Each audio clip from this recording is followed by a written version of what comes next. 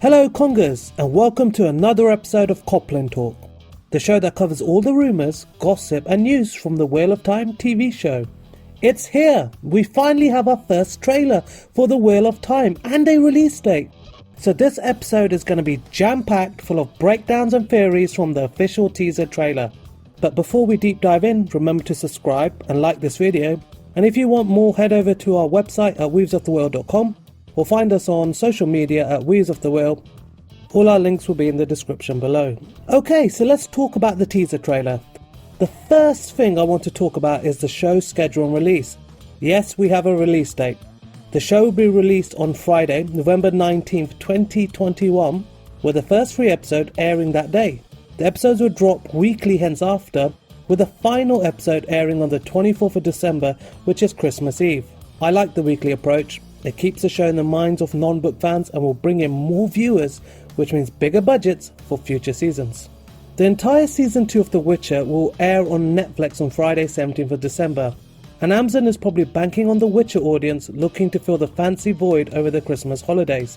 With a newly completed series that is just about to air its final episode, it's a smart move that potentially brings in big numbers for the final episode. Now let's get into the trailer. It starts with Egwene and Nynaeve standing on top of a cliff, with Nynaeve whispering in Egwene's ear, "Be strong," before pushing her off the cliff and into the river below. As the trailer continues, you see Egwene floating on her back and drifting down the river, before emerging later in a small pool, covered in dye in the colours of the jars of the Aes Sedai. So what is happening here?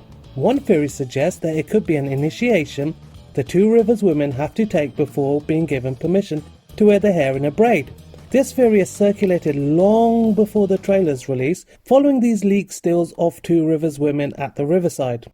Egwene does emerge without her hair braided, but she leaves the cliff with her hair in a braid, so this theory may prove incorrect. Another possible theory is that this is a vision from Egwene's accepted test, and the river is symbolic to the female half of the One Power, Saidar.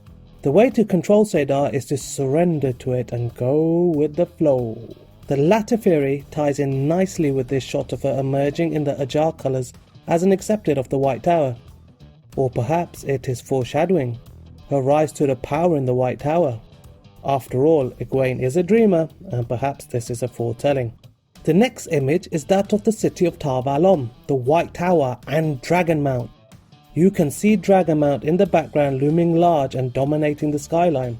The tower itself is more of a long rounded dome as opposed to a long tall spire that I'm sure fit many of our headcanons. The White Tower looks like it's forming out of the city, almost like growing out the city below.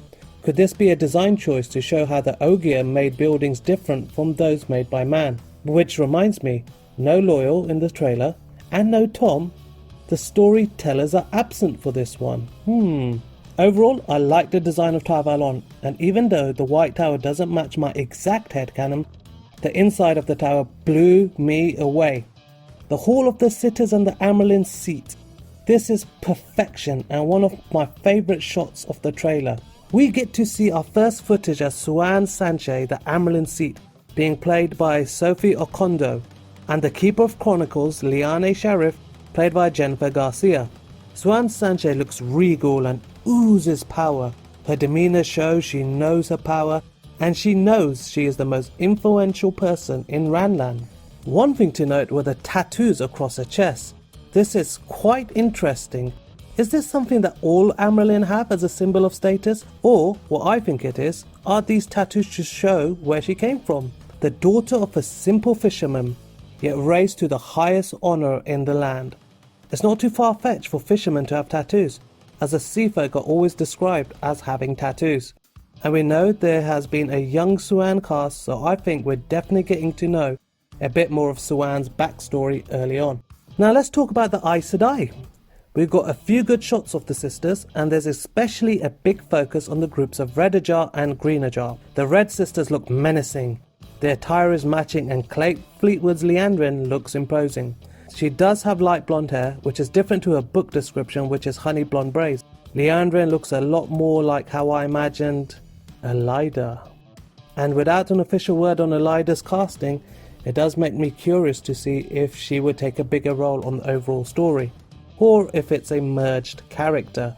The green Aes Sedai have their warders surrounding them with various weapons. Their warders wear matching shades of green, which is something I questioned in the last episode. Will the warders play matching with their colour schemes? So far, it looks like it. But then most of the warders wear green anyway. We have an array of weapons on display. We're not sticking with just the traditional swords.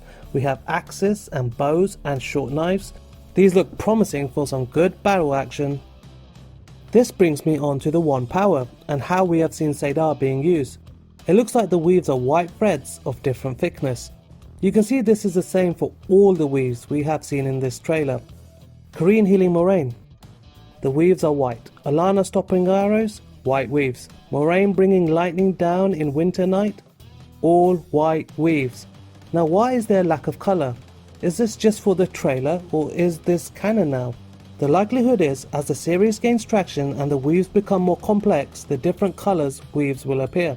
Or maybe it was screen tested and the colours just didn't translate to screen. Overall, I think the power and weaves look good despite the lack of colour. And lastly, I could talk about Perrin and Hopper, or Matt and the Ruby Dagger, the Aiel in the Cage Full of Arrows, Shadow Logoth, or even the Trollocs and Fade. But I want to talk about the celebrity deathmatch between one Alvaro Morte and Peter Franzen. Loghain vs Stefan. We know from the images in Entertainment Weekly that Loghain has been captured. It appears that we have Loghain being shielded in a cave. I'm guessing the Aes Sedai are travelling back to Tar Valon and take shelter for the day or night, and it seems Loghain has broken the shield and slams the Aes Sedai shooting against the wall. You can see Moraine in the background and Stefan lunging towards Loghain with both his axes. The scene cuts before you can see the aftermath. Earlier in the trailer you do see Stefan dressed in white crying as he kisses a ring.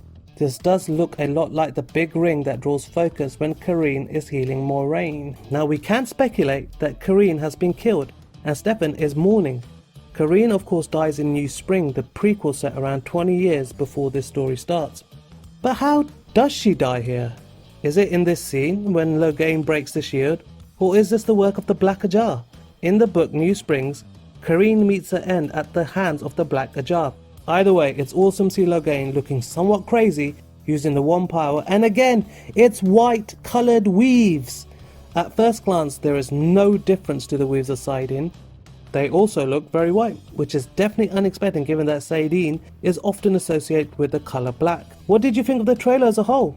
It definitely exceeded my expectations, and I felt Amazon downplayed how good this was going to be. Thank you, Amazon. And if you made it this far, remember to subscribe, and until the next time, may the light do its thing.